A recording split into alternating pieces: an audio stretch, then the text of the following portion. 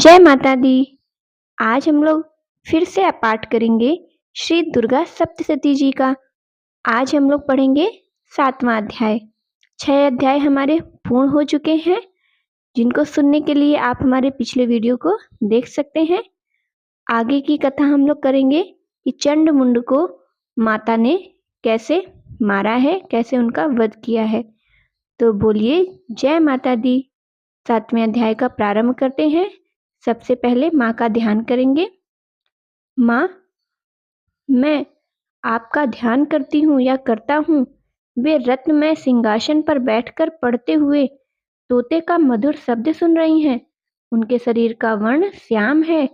वे अपना एक पैर कमल पर रखे हुए हैं और मस्तक पर अर्धचंद्र धारण करती हैं तथा कन्हार पुष्पों की माला धारण किए हुए वीणा बजाती हुई दिखाई देती हैं।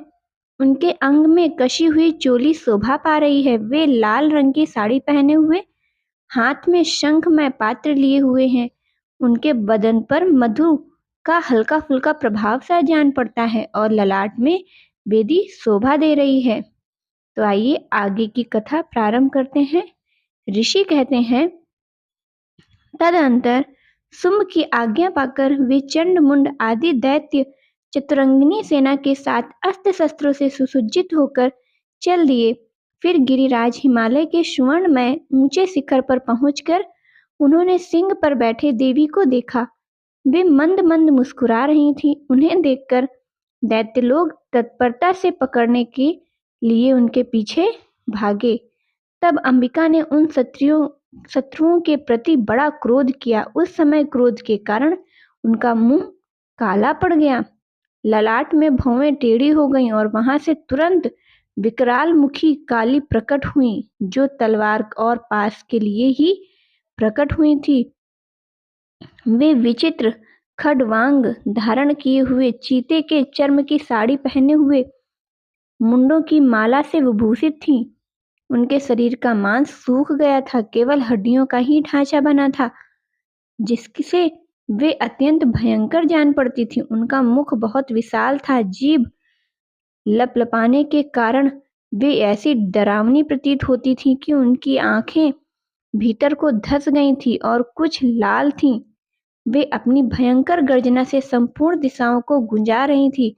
बड़े बड़े दैत्यों का वध करती हुई वे कालिका देवी बड़े वेग से दैत्यों की ओर टूट पड़ी, उनको भक्षण करने लगी।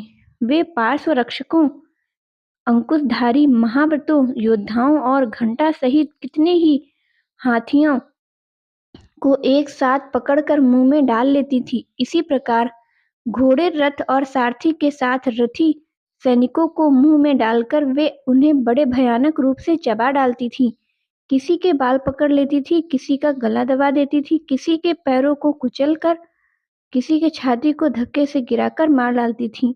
वे असुरों के छोटे बड़े हुए बड़े अस्त्र शस्त्र मुख से पकड़ लेती थी। रोष में भरकर उनको दांतों से पीस डालती थी। काली ने भगवान बलवान एवं दुरात्मा दैत्यों की वह सारी सेना रौंद डाली, खा डाली, कितने को मार डाला। कोई तलवार के घाट उतार दिए, कईयों को तो खटवांग से पीटे गए और कितने ही असुर दांतों के अग्रभाग से कुचले जाकर मृत्यु को प्राप्त हुए।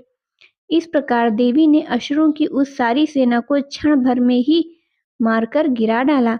यह देखकर चंड उन अत्यंत भयानक काली देवी की ओर दौड़ा तथा महादैत्य मुंड ने भी अत्यंत भयंकर बाणों की वर्षा से तथा हजारों बार चलाए हुए चक्रों से उन भयानक नेत्रों वाली देवी को अनाच्छादित कर दिया। वे अनेकों चक्र देवी के मुख में समाते हुए ऐसे जान पड़ते थे मानो सूर्य के बहुतेरे मंडल बादलों के उदर में प्रवेश कर रहे हों। तब भयंकर गर्जना करने वाली काली ने अत्यंत रोष में भरकर विकट अट्टहास किया। उस समय उनके विकराल वदन के भीतर कठिनता से देखे जा सकने वाले दांतों की प्रभा अत्यंत उज्जवल दिखाई दे रही थी।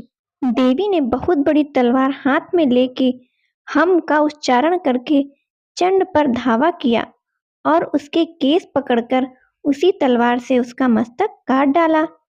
चंड को मारा गया देखकर मुंड भी देवी की ओर दौड़ा तब देवी ने रोष भरकर उसे भी तलवार से घायल करके धरती पर सुला दिया। महापराक्रमी चंड और मुंड को मारा गया देखकर मरने से